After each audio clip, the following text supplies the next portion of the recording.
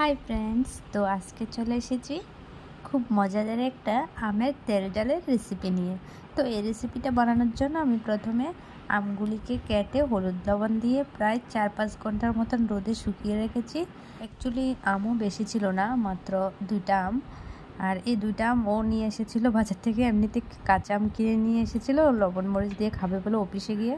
তো আমি এগুলি রেখে দিয়েছি। আমি বলেছি না আমি আজকে একটু এটা দিয়ে তেল ঝাল বানিয়ে খাবো, মানে আমার কাছে খুব ভালো লাগে। তো সেজন্য কড়াইতে প্রথমে আমি চিকন জিরা, মোটা জিরা আর 2টা শুকনো লঙ্কা ভালো করে ভেজে নিয়েছি।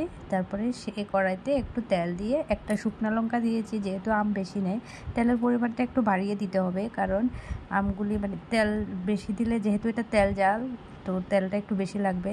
তো এদিকে আমি এগুলিকে একটু ছেঁচিয়ে নিচ্ছি। তো এগুলি গুঁড়া করে নিয়েছি।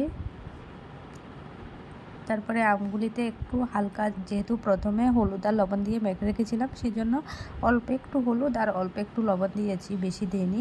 তারপরে একটু চিনি দিয়েছি।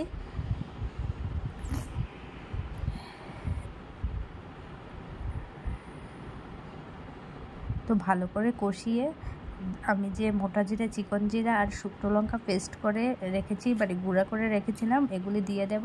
তারপরে নামিয়ে নেব। তো খুব সুস্বাদু এই রেসিপিটা, আপনারা একদিন ট্রাই করে দেখবেন। সো টাটা, বাই বাই, দেখা হচ্ছে নেক্সট ভিডিওতে।